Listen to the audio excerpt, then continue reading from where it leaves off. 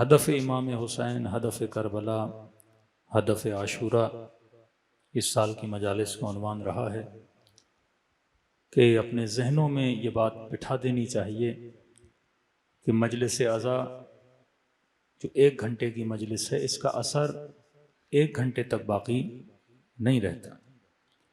مجلس عزا معاشرے بناتی ہے، مجلس عزا بہترین سماج بناتی ہے، مجلس عزا بہترین گھر بناتی ہے، مجلس عزا بہترین نسلوں کی تربیت کرتی ہے۔ تبھی کہ اگر محرم اور سفر نہ ہوتا تو امام خمینی کہتے ہیں اسلام نہ ہوتا۔ محرم اور سفر ہے جس کی وجہ سے اسلام باقی ہے۔ ایک مرتبہ خود امام موجود ہے ہمارے درمیان، تو اس امام کی وجہ سے دین باقی رہتا ہے، اسلام باقی رہتا ہے۔ لیکن جب وہ امام پردہ غیب میں جائیں تو شیعوں کو کوئی سسٹم تو دے کر جائیں گے جس کے ذریعے سے ان کا دین بھی بچے، ایمان بھی بچے۔ تو غیبت امام میں اگر کوئی چیز ہماری امامت کرتی ہے تو وہ مجلس حسین ابن علی ہے، کیونکہ امام ہوں گے تو آپ کو بتائیں گے سیرت رسول کیا تھی، تفسیر قرآن کیا تھی، اخلاق کیسا ہونا چاہیے، جنت کے راستے کون سے ہیں، جہنم میں جانے سے کس طرح گریز کیا جائے۔ اور جب امام نہیں تو پھر مجلس حسین ہمیں بتاتی ہے کہ راہ حق کیا ہے، راہ باطل کیا ہے۔ تو مجلس امام حسین یہ مت سمجھیے کہ صرف 1 گھنٹے کی مجلس ہے، کیونکہ یہ مجلسیں ہیں جن کی وجہ سے ہمارے گھروں میں دین باقی ہے۔ کتنے لوگ ہیں جنہوں نے ایک مجلس میں آنے کے بعد شراب چھوڑ دی، کتنے لوگ ہیں جنہوں نے گناہ چھوڑ دیے، کتنے لوگ ہیں جو ان مجلسوں کی وجہ سے مکتب اہل بیت کے اندر آئے۔ اس وقت کسی بھی مکتب میں لوگ اتنا نہیں جا رہے جتنا مکتب علی اور آل علی میں جا رہے ہیں۔ یہ ساری برکتیں کس کی ہیں؟ مجلس امام حسین کی۔ اب مجلس کی حکمت کو سمجھنا بڑا ضروری ہے کہ دن بدن آپ دیکھیں گے مجالس امام حسین پہ اعتراضات اٹھائے جائیں گے کہ شیعہ خرچہ بہت کرتے ہیں، شیعہ لوگوں کو ڈسٹرب بہت کرتے ہیں، شیعہ جلوس کیوں نکالتے ہیں، شیعہ لاؤڈ کیوں لگاتے ہیں، انہوں نے ماتم کرنا ہے، عزاداری کرنی ہے، بھائی اپنے گھروں کے اندر کرو، اپنی باؤنڈریز کے اندر کرو۔ لیکن ہم بالکل اس کے اگینسٹ جاتے ہیں۔ ہم کہتے نہیں، ہم نے جلوس بھی نکالنا ہے، ہم نے ماتم بھی کرنا ہے، ہم نے کھلم کھلا روڈوں پہ کھڑے ہو کے حسین حسین بھی کرنا ہے۔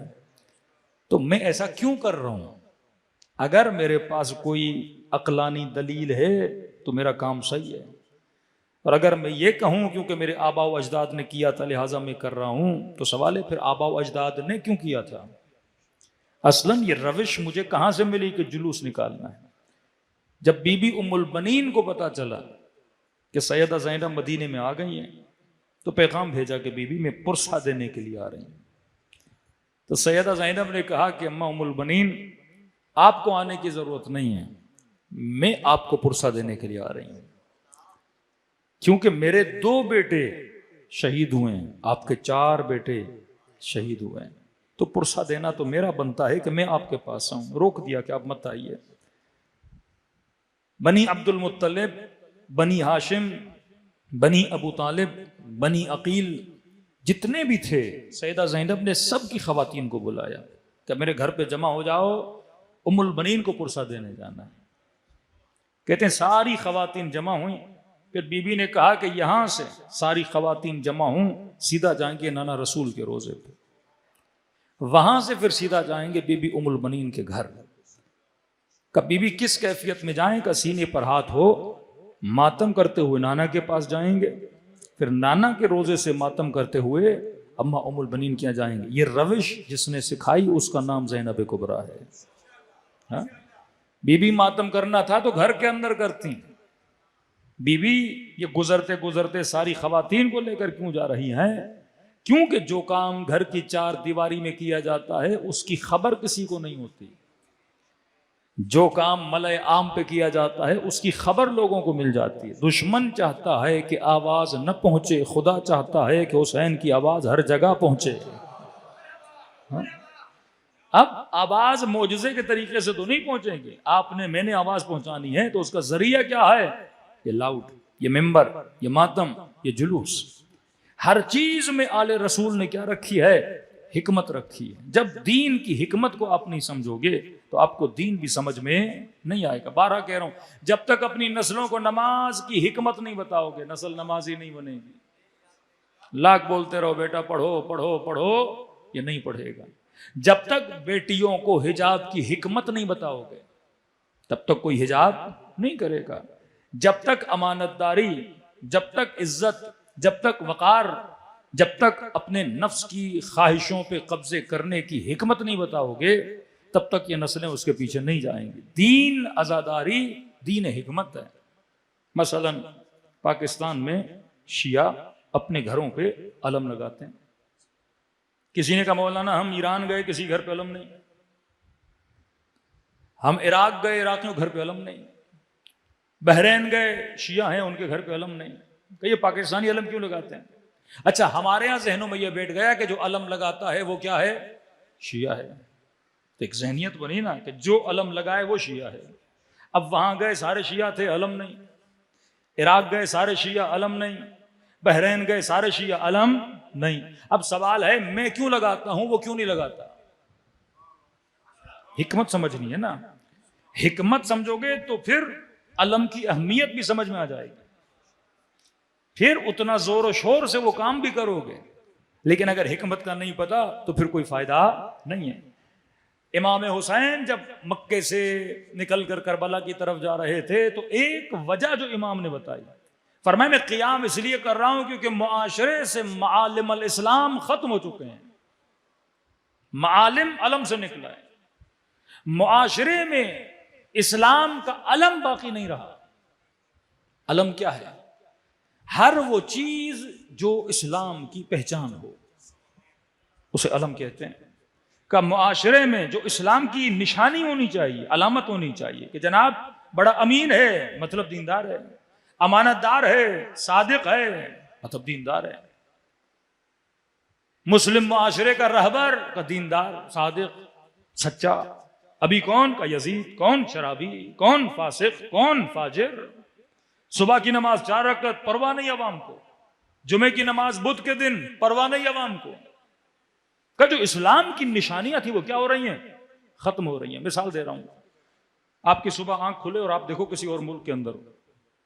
مثلا آپ کی آنکھ کھلے، آپ دیکھو آپ انگلینڈ کے ہو، ٹھیک ہے، اور آپ کو پتہ نہیں کون سا ملک ہے. کوئی بندہ آپ سے پوچھے جناب کس ملک میں ہو، کیا مسلمان ملک ہے یا کافر ہے؟ تو آپ دیکھو گے کس چیز کو؟ لوگوں کے کپڑوں کو، ان کے حلیوں کو.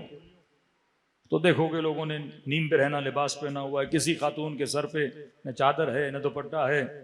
تو آپ فوراً بولو گے یہ ملک مسلمان ملک نہیں ہے، کیونکہ تجھے وہاں اسلام کی نشانیاں نظر نہیں آئیں گی.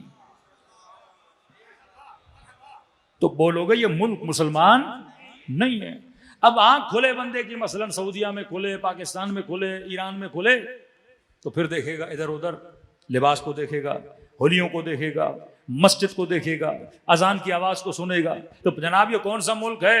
یورپ ہے، امریکہ ہے؟ کہے گا نہیں فوراً کون سا ملک ہے؟ مسلمانوں کا ہے. آپ کو کیسے پتا چلا؟ کسی نے بتایا تو نہیں، کہ نشانیوں سے پتا چلا.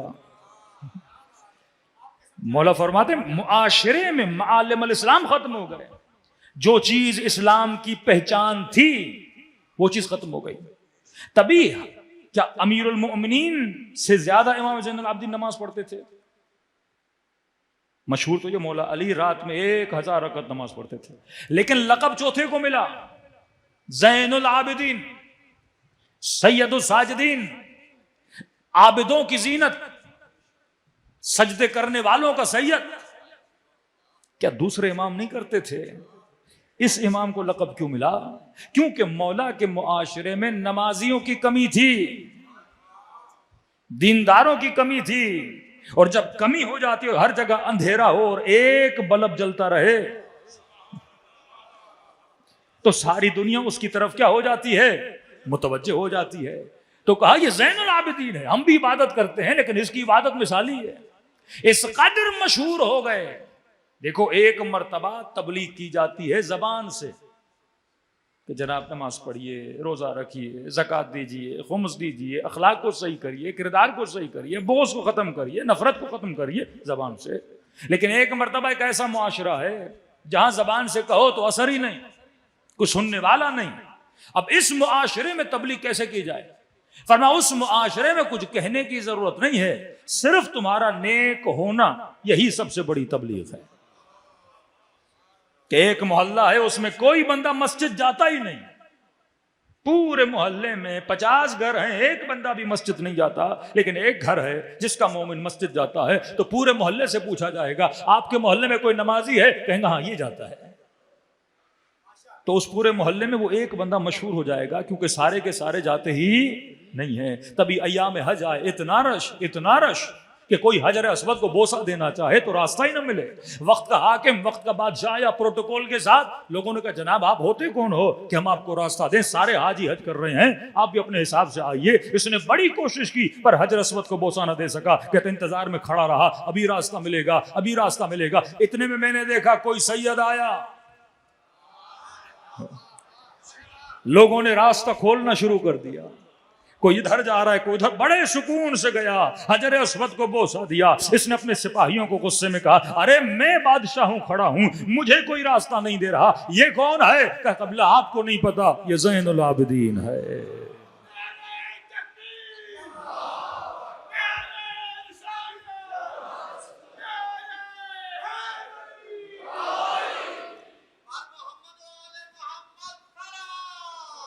اللہم صلی علی محمد.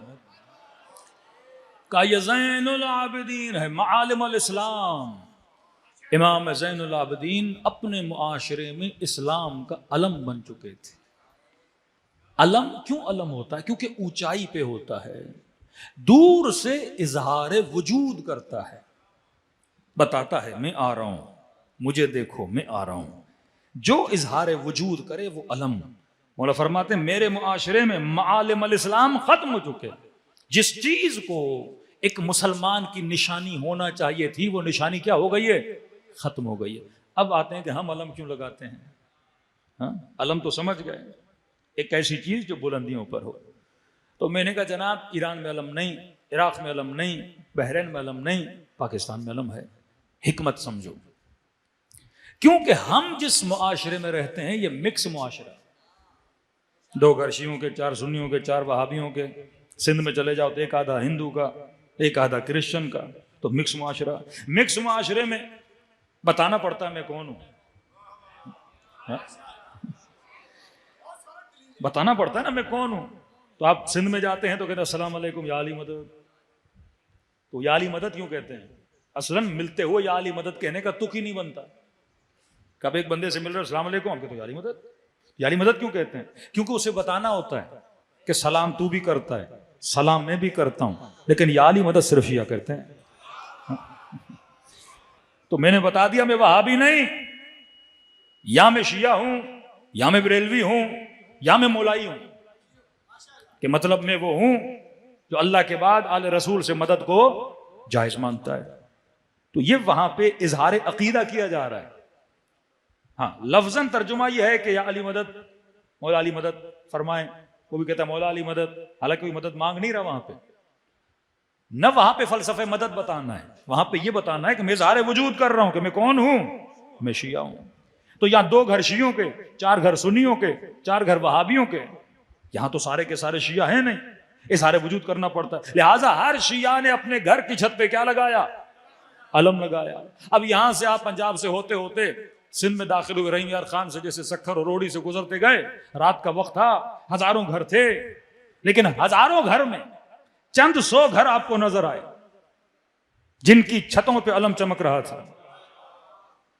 تھے 1000 لیکن چند نظر آئے. کیوں؟ کیونکہ ان پہ کیا تھا؟ علم تھا. اب دنیا ان 1000 کو یاد نہیں رکھتی، ان چند علم والوں کو یاد رکھتی ہے. کیونکہ آپ نے وہاں کیا کیا؟ کوئی بندہ گھر سے نکل کے نہیں بتاتا میں شیعہ ہوں، علم بتاتا. اس کے گھر کے چھت کے نیچے رہنے والا عباس کو بھی مانتا ہے، تو حسین کو بھی مانتا ہے، تو علی ابن ابی طالب کو بھی مانتا ہے.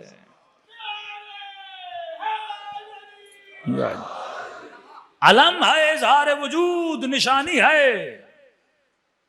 لیکن اگر پوری بستی میں ہوں ہی شیعہ تو وہاں کسی کو بتانے کی ضرورت ہے ہی نہیں کہ میں شیعہ ہوں، کیونکہ سب کو پتا ہے کہ ہم کیا ہیں، شیعہ ہیں۔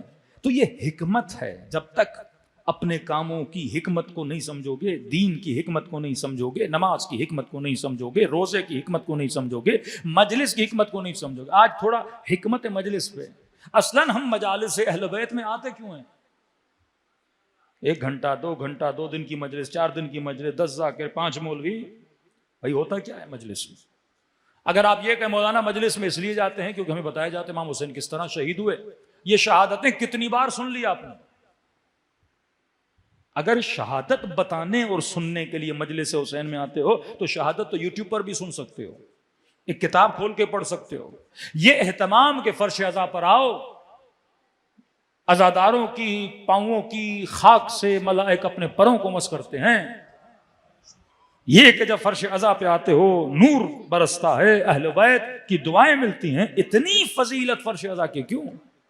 اگر صرف یہ ہو کہ مجلس حسین میں آتا ہوں تاریخ کے 4 قصے سننے، مجلس میں آتا ہوں شہادت امام حسین سننے، تو آپ نے پھر مجلس کی حکمت کو نہیں سمجھا، پھر خمینی صاحب کے جملے کو نہیں سمجھا کہ اگر اسلام زندہ ہے تو محرم اور سفر کی وجہ سے زندہ ہے۔ کس طرح اسلام زندہ ہے؟ کیونکہ ایک طرف وہ سوسائٹیز، وہ معاشرے، ایک طرف وہ فورسز جو لوگوں کو اللہ کے راستے سے دور کرنا چاہتی ہیں۔ اب اس معاشرے میں کوئی ایسا اہتمام تو ہو کہ میں اس کو پھر خدا کے قریب لے کر آؤں۔ فرمایا وہ جگہ ہے مجلس حسین ابن علی۔ یہ مجلس ہے، میں کئی مجالس میں اشارہ دے چکا ہوں، آج یہ چیزیں آپ کو واضح نظر آئیں گی۔ ایران اور اسرائیل کی جنگ، ایران شیعہ ملک۔ اب مسلمانوں کے ذہنوں میں ایک سوال پیدا ہوا، آج پورے میڈیا پہ، نیوز چینل کے نیچے جب آپ پڑھیں گے تو یہ کمنٹس آ رہے ہیں، ہمارے لوگ کیوں نہیں اٹھ رہے، ہمارے حکمران کیوں نہیں اٹھ رہے، ہمارے لیڈر بہادر کیوں نہیں، ہمارے رہبر بہادر کیوں نہیں۔ یمن میں دیکھو تو شیعہ کھڑے ہیں، عراق میں دیکھو تو شیعہ کھڑے ہیں، ایران میں دیکھو تو شیعہ۔ مطلب جتنے میزائل اسرائیل کے اوپر داغے جا رہے ہیں، ہر میزائل کا تعلق کسی نہ کسی شیعہ سے ہے، ڈائریکٹ یا انڈائریکٹ۔ یمن سے بھی اڑے گا تو یا نام خیبر ہوگا، یا فتح ہوگا، یا امیر المومنین کا نام ہوگا۔ ایران سے چلے گا، اس کے پیچھے بھی شیعہ۔ عراق کی تنظیمیں چلائیں گی، اس کے پیچھے بھی شیعہ۔ ایک آدھا اگر حماس بھی پھینک لے تو ان کو دینے والے شیعہ۔ مطلب جتنی تیر اسرائیل کی طرف یا وجود یزید کی طرف جا رہے ہیں، پھینکنے والے حسین کے چاہنے والے، علی کے چاہنے والے شیعہ۔ تو ان کی نسلیں بھی پوچھ رہی ہیں کہ جناب حج کرنے والے، مکہ چلانے والے، مدینہ چلانے والے، یہ حاجی، یہ عمرہ کرنے والے، یہ نمازی، دن رات تراویحاں پڑھنے والے، کیوں حوصلہ نہیں ہے؟ 40 سے زیادہ ملک ہیں لیکن نسلوں میں ہمت نہیں، ان کے رہبروں میں جرأت نہیں، ڈرتے ہیں ان کے بادشاہ۔ مطلب خواب میں بھی نہیں سوچ سکتے۔ ایک ہوتا ہے بولنا، ایک ہوتا ہے خواب میں سوچنا کہ میں کسی کو مار رہا ہوں، سوچ نہیں سکتے۔ کسی نے کہا مولانا ایسا کیوں ہے؟ میں نے کہا ایک فرق ہے، ان کے معاشروں میں نماز ہے، ان کے معاشروں میں روزہ ہے، ان کے معاشروں میں خیر و خیرات ہے، ان کے معاشروں میں حج و عمرہ ہے، ان کے معاشروں میں سب کچھ ہے، اور یہی چیزیں شیعہ معاشروں میں بھی ہیں۔ ایک شیعہ سوسائٹی میں بھی نماز ہے، یہاں پر بھی حج ہے، یہاں پر بھی زکوٰۃ ہے، یہاں پر بھی خمس ہے، یہاں پر بھی عمرہ ہے، لیکن میں نے کہا ان کی سوسائٹی میں جو ہے وہ ہماری سوسائٹی میں ہے، لیکن ایک چیز ہمارے پاس ہے اور ان کے پاس نہیں ہے۔ قبلہ وہ کیا ہے؟ میں نے کہا نماز ہے، روزہ ہے، حج ہے، زکوٰۃ ہے، عمرہ ہے، یہ ساری چیزیں ان کے پاس ہیں، لیکن ہمارے پاس ذکر حسین ہے، ان کے پاس یہ ذکر نہیں ہے۔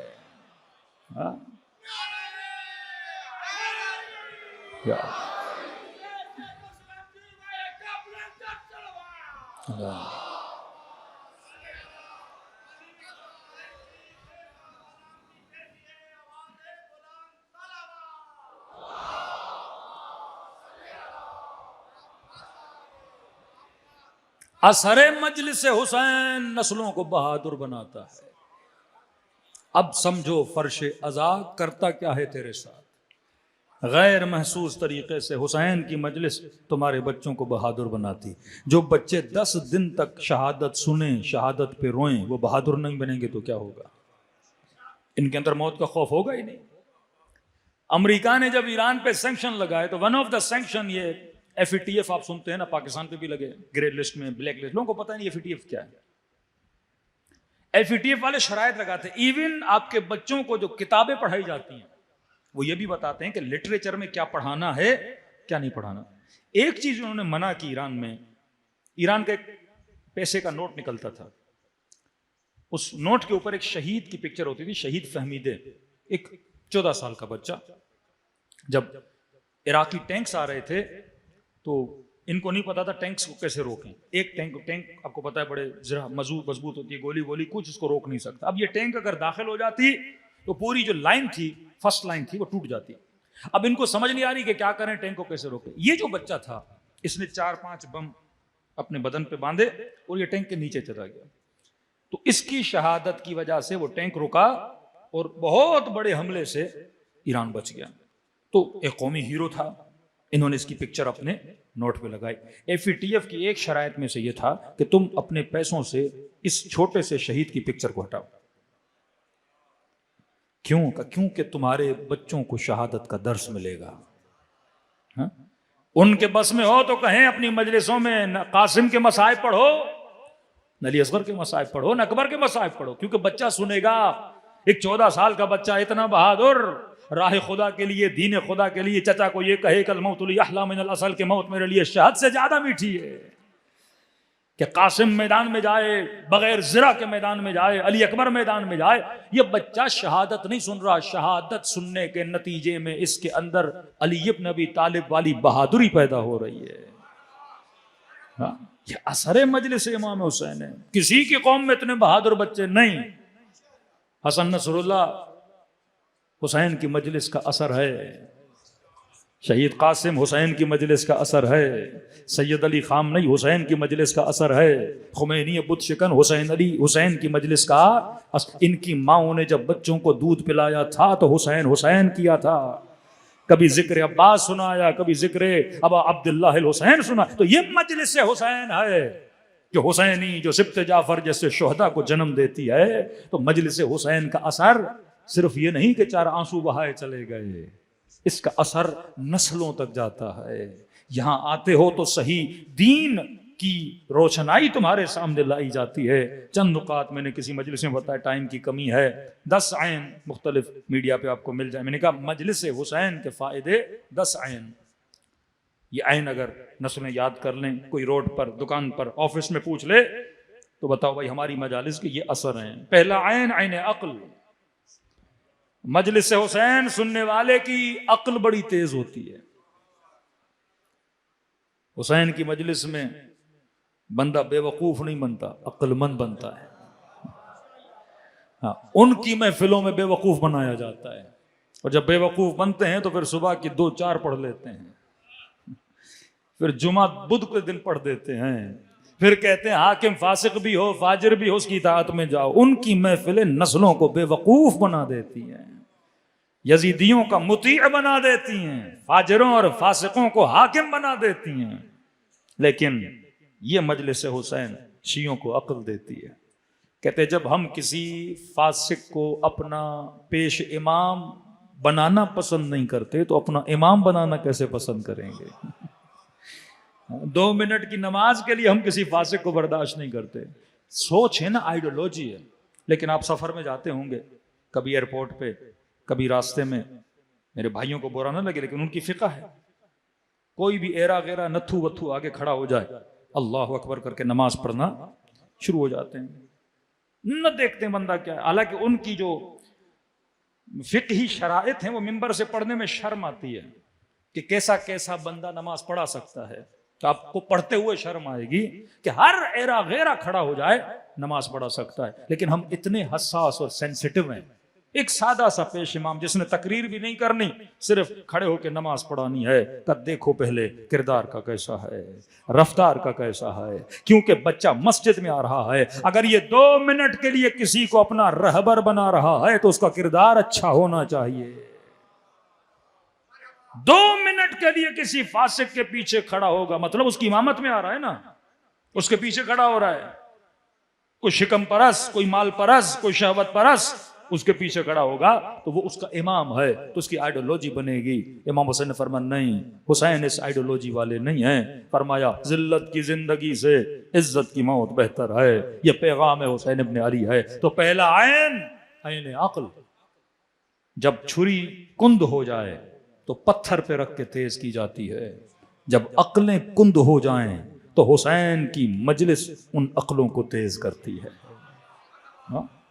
یہ مجلس حسین ہے جو بتاتی ہے جوان زندگی کیسے گزارنی ہے۔ امیر المومنین فرمایا عقل مند کا پتہ اس کے انتخاب سے چلتا ہے، اس کی سلیکشن سے چلتا ہے، اردو میں کہیں تو اس کے چناؤ سے چلتا ہے۔ دیکھو یہ کس کو چن رہا ہے، سمجھ جاؤ گے یہ عقل مند ہے۔ اس کے دوستوں کو دیکھو تو پتہ لگ جائے گا عقل مند ہے، اس کے گھر کو دیکھو تو پتہ لگ جائے گا عقل مند ہے۔ دیکھو اس نے امام کسے بنایا، پتہ لگ جائے گا کہ عقل مند ہے۔ کتنا عقل مند ہے سلمان جس نے امام علی کو بنایا، کتنا عقل مند ہے ابو ذر جس نے امام علی کو بنایا۔ تو یہ عقل کا فیصلہ ہے کہ بہادروں کے عاشق بنو، ڈٹ کے لڑنے والوں کے عاشق بنو، میدان کو چھوڑ کے جانے والوں کے عاشق نہ بنو۔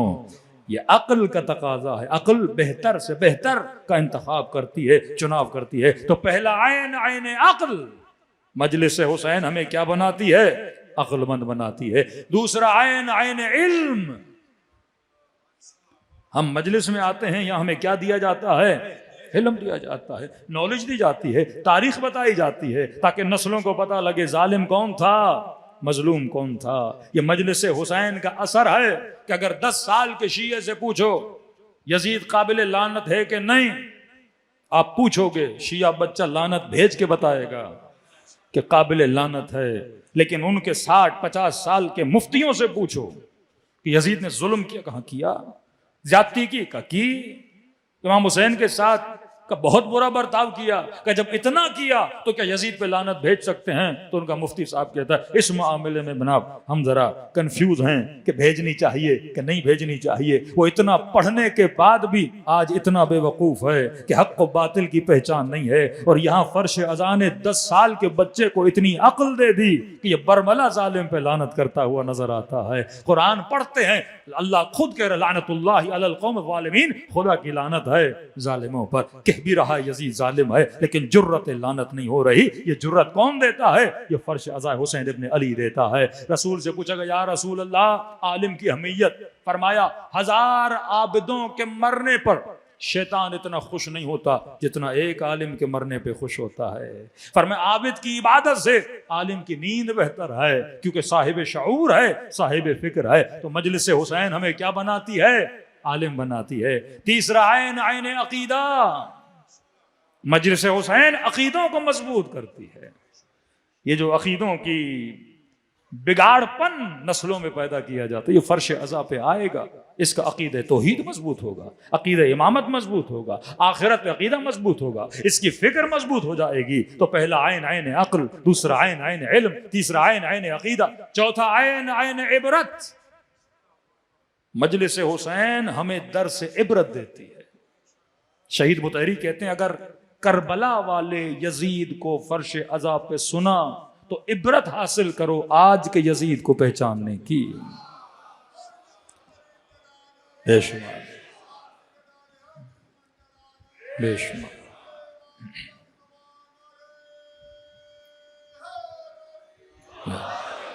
کل کے یزید کا قصہ سن کے آج کے یزید کو پہچاننے کی کیا کرو؟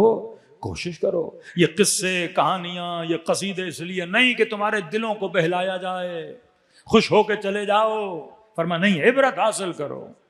اگر اس بات پہ خوش ہوتے ہو کہ جنگ احد میں تیرا مولا لڑتا رہا اور دوسرے میدان چھوڑ کے چلے گئے، تو اس سے عبرت حاصل کرو کہ علی والا کسی میدان کو چھوڑ کے نہیں جاتا۔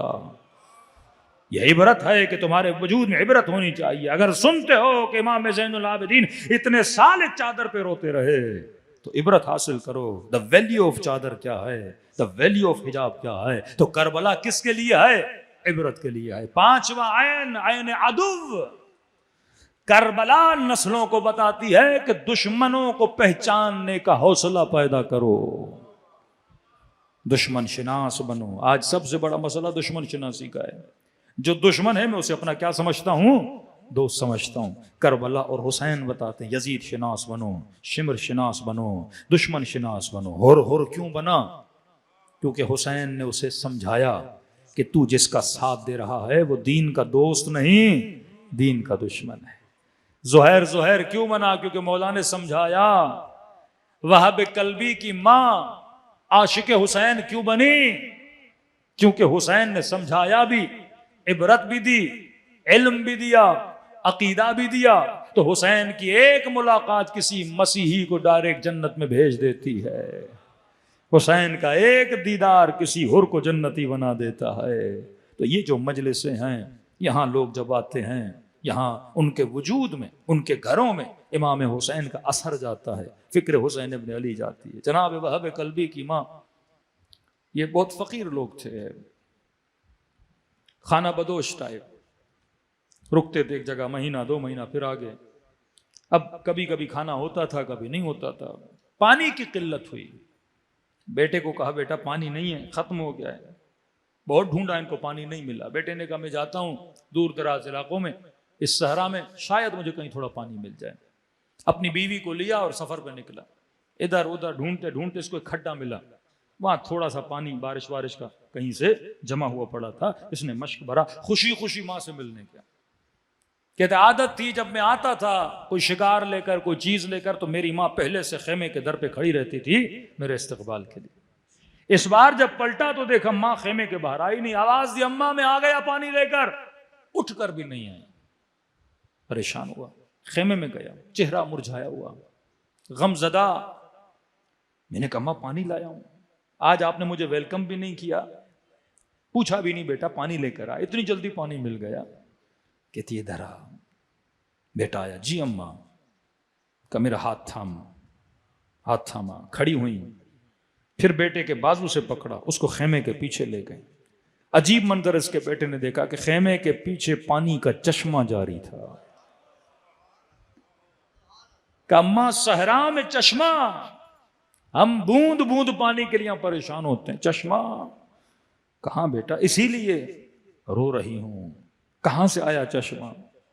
کہتا جب تم خیمے سے گئے تو مجھے خیمے کے در سے آواز آئی وہب کی ماں باہر آؤ. جب نکلی تو تھوڑی دیر کے لیے محسوس کیا کہ شاید عیسیٰ میرے خیمے کے در پہ کھڑے ہیں. کہا بوڑھی کس لیے پریشان ہو؟ میں نے کہا بیٹا جوان ہے، گیا ہے پانی ڈھونڈنے کا، ادھر آ. کہا مجھے لے گئے خیمے کے پیچھے، بس ایک ٹھوکر ماری اور زمین سے پانی کا چشمہ جاری ہو گیا. میں نے کہا آپ کون ہو؟ موسیٰ ہو، عیسیٰ ہو، کون ہو؟ تو کہا میں آخری زمانے کے نبی کا نواسا حسین ابن علی ہوں. میں نے کہا میں فقیر ہوں، آپ کی مہمان نوازی تو، لیکن پتہ لگ رہا ہے کہ آپ بہت بڑی شخصیت اور ہستی ہیں. ٹھوکر سے پانی تو نبی جاری کیا کرتے ہیں. تو کہا میرے خیمے میں آئیے، میں آپ کی خدمت کروں. کہ ہمیں وقت نہیں ہے وہب کی ماں، ہم نے بہت جلدی منزل کی طرف جانا ہے. فرمایا اجازت دیں تو آپ کی خواتین سے مل لوں. اجازت ملی. کہتی ہے گئی سیدھا سیدہ زینب کے خیمے میں. کہتی جب میں نے پردہ اٹھایا نا بیٹا، میں نے زندگی میں مریم سنی تھی، دیکھی نہیں تھی. ایسے لگا کہ مریم خیمے کے اندر ہیں. چند ملاقاتوں نے، صحبت زینب نے اسے کیا کا کیا بنا دیا کہ ہم مجلسوں میں سنتے ہیں کہ سیدہ نے فضہ کو کہا تھا کہ فضہ زینب جو ایک مرتبہ دیتی ہے پھر واپس نہیں لیتی. لیکن یہی حوصلہ وہب کی ماں کا کہ جوان بیٹا نئی شادی ہوئی، سر قلم کر کے اس کے حوصلوں کو پس کرنے کے لیے یزیدیوں نے کہ تم مسلمانوں سے لڑنے آئی ہے، مسیحوں کے حسین کا ساتھ دینے آئی ہے، کہ اس کو سزا دو، کہ اس کا سر کاٹ کے وہیں سے ظالم نے پھینکا. یہ کربلا کا واحد شہید ہے جس کا سر سب سے پہلے کاٹا گیا ہے. باقی شہداء کے سر یا شام غریبہ میں یا 11 محرم کو کاٹے گئے. فرمایا اس کا سر کاٹ کر ماں کے سامنے پھینکا گیا. اور کیا زینب کی فکر اس نے چند دنوں میں اپنا لی. اسی وقت بیٹے کا سر لیتی ہے اور ماں ہوتے ہوئے پھر سر کو واپس پھینک دیتی ہے. کہتی ہے میں اس کی ماننے والی ہوں جو ایک مرتبہ دے تو پھر واپس نہیں لیتی. یہ صحبت حسین ہے جو تمہاری فکروں کو بناتی ہے۔ لاکھ سجدے شکر ادا کرو، ان لوگوں کی نسلیں بچ گئیں جنہوں نے حسین کے فرش سے اپنے ناطے کو نہیں توڑا، ان کی نسلیں بگڑ گئیں جنہوں نے اپنا ناطا عزا امام حسین سے توڑ دیا۔ تو عزاداری یہ امام حسین کی ایک جہت ہے، یہ ہے ہی اس لیے، یہ خرچہ، یہ محنت، یہ زحمت، یہ ٹائم آپ کیوں لگاتے ہو؟ اگر صرف یہ بولو مولانا اس لیے آ رہا ہوں مجلس میں تاکہ آخرت میں کوئی جنت میں 2-3 باغ مل جائیں، یہ لالچ کی مجلس ہے۔ مجلس تمہاری دنیا بنائے، مجلس تمہاری آخرت بنائے۔ دنیا بنے گی تو پھر اس کے پیچھے پیچھے آخرت بھی بن جاتی۔ فرمایا خلوص سے دل سے میرے بابا حسین کو سلام کرو۔ پوچھا گیا مولا اتنی تاکید کیوں ہے؟ بار بار بار بار سلام کرو، سلام کرو، زیارت عاشورہ، سو سلام۔ فرمایا کیونکہ عاشورہ کے دن میرا بابا ترس گیا تھا۔ ترسنا سمجھتے ہو نا؟ وہ بندہ اس انتظار میں ہو کہ آ کر کوئی تو ہو جو مجھے سلام کرے، ہیں تو مسلمان، نبی کا نواسا ہوں۔ کہ میرا بابا ترس گیا تھا۔ کہ مولا کیا کسی نے سلام نہیں کہا؟ نہیں کہتے تھے یہ باغی ہے، اسے سلام نہ کرو۔ کہ جب تم میں سے کوئی میرے بابا کو سلام کرتا ان کے کلیجے کو ٹھنڈک ملتی ہے۔ کہ لو کننا معکم فافوز معکم فوزا عظیما، مولا کاش آپ کے ساتھ ہوتے۔ تو کہا کہ خلوص سے سلام کیا کرو، خدا ثواب زیارت حسین عطا کرتا ہے۔ لیکن جب سلام کرو تو ذہن میں ایک 4 سالہ بچی کو بھی رکھا کرو، ایک بہن کو بھی رکھا کرو جس کے ہاتھوں میں رسیاں بندھی ہوئی ہیں، کہ انہوں نے اس وقت سلام کیا تھا جب پیاسے تھے، جب بھوکے تھے۔ آج آپ نے کھانا بھی کھانا ہوا ہے، بھوکے بھی نہیں ہو۔ فرمایا دلوں کو کربلا لے جائیں، خلوص دل سے اپنے مولا کو سلام کریں اور دعا کریں کہ خدا ہم سب کو عاقبت بخیری نصیب کرے۔ السلام علی الحسین وعلی علی ابن الحسین وعلی اولاد الحسین وعلی اصحاب۔ سب مل کے بلند آواز سے السلام علی الحسین وعلی علی ابن وعلی اولاد حسین وعلی۔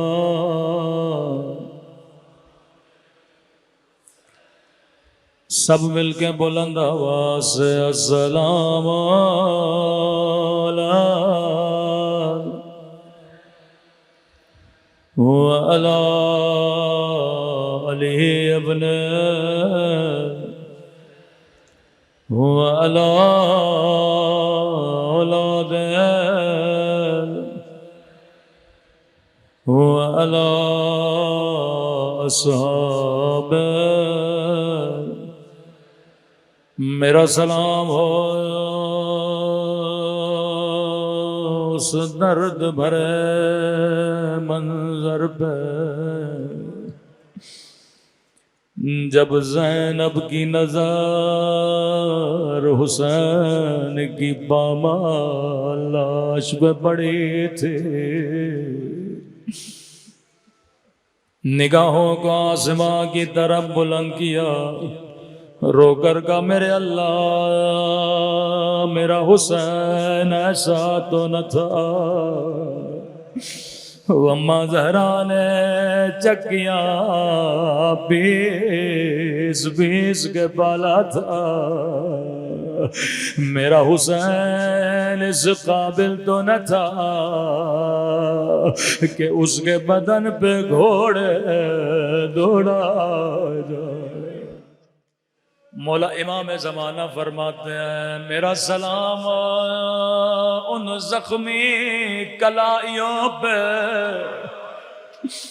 او جنہیں رسیوں سے باندھا گیا تھا. میں نے اپنے استاد سے پوچھا یہ کس بیوی کی کلائیاں ہیں؟ کہنے لگے یہ زینب کبریٰ کی کلائیاں ہیں جنہیں امام زمانہ یاد کر کے رو رہے ہیں. میں نے کہا بی بی کو تازیانے مارے گئے, مولا نے وہ منظر یاد نہیں کیا. ظالم نے نو کے نیزہ کی انیوں سے مارا, مولا نے وہ منظر یاد نہیں کیا. میں نے کہا کلائیوں میں ایسا کیا تھا؟ کہنے لگے یہ خاص منظر ہے جسے امام زمانہ یاد کر کے رو رہے ہیں. کون سا منظر سنو گے؟ کہنے لگا یہ 11 محرم کا دن تھا جب زینب کی نظر حسین کے بدن پہ پڑے, او اونٹ سے ایسے گرے جیسے عباس گرے تھے. شاید کوئی بچہ کہے مولانا یہ کیا پڑھ رہے ہو؟ کہاں زینب کا گرنا, کہاں عباس کا گرنا. بلا زینب غازی کی طرح کیسے گری؟ زینب کے تو بازو سلامت تھے, عباس کے بازو سلامت نہیں تھے. میں نے کہا میرے لال جواب میں نہیں دوں گا, امام زمانہ دیتے ہیں کہ سیدہ عباس کی طرح کیسے گری. وہ گرنا اپنے ذہن میں رکھنا, پھر مصیبت پہ گریا کرنا. امام زمانہ فرماتے میرا سلام ہو میری ان پپھیوں پہ اور جن کے ہاتھوں کو ان کی گردنوں سے باندھا گیا تھا. اور زینب ایسے گری جیسے عباس گھوڑے سے گرے تھے. بڑی حسرت تھی زینب کی کہ میرے بھائی کے لاشے کو پامال کیا جاتا, لیکن ایک حسرت حسین کو تھی. اے کاش حسرت پوری ہوتی. کون سی حسرت؟ زینب کی حسرت کہ بھائی کا لاشا پامال نہ ہوتا. جب پامال ہوتے ہوئے دیکھا اونٹ کی اونچائی سے زمین پہ گر پڑی. سیدہ کہتی ہیں جب اصغر کو لے کر گئے حسین, جب اس چھوٹے بچے کو واپس لے کر آ رہے تھے, راوی کہتا ہے کبھی 7 قدم پیچھے کبھی 7 قدم آگے. یہ وہی حسین ہے جو اکبر کو خیموں میں لائے, جو قاسم کو چھوٹی سی گٹھڑی میں خیموں میں لائے. لیکن جب ننھا سا بدن لا رہے تھے کبھی آگے کبھی پیچھے. کہا مولا اس طرح کیوں کر رہے تھے؟ کہا کیونکہ حسین کی نگاہ خیمے کے در پہ 2 بیویوں کے قدموں پہ پڑ گئے. ایک کا نام رباب تھا, دوسری کا نام سکینہ تھا. ماں پوچھے گی حسین میرا اصغر, کہتے ہیں جیسے خیمے کے در پہ گئے آواز دی بہن زینب جلدی خیمے کے در پہ آنا, لیکن ماں کو نہ بتانا. سیدہ کہتی ہیں جب علی اصغر گئے تھے تو رو رہے تھے, لیکن جب حسین آئے مجھے بچے کے رونے کی آواز نہیں آ رہی تھی. میں یہ سمجھی شاید بچے نے پانی پی لیا, لیکن جیسے میں نے حسین کو دیکھا بڑا عجیب منظر تھا. 2 ننھے قدم خون میں رنگے, حسین کی داڑھی خون میں رنگے. او زینب میرے بچے نے پانی پی لیا. اب کبھی پانی نہیں مانگے گا۔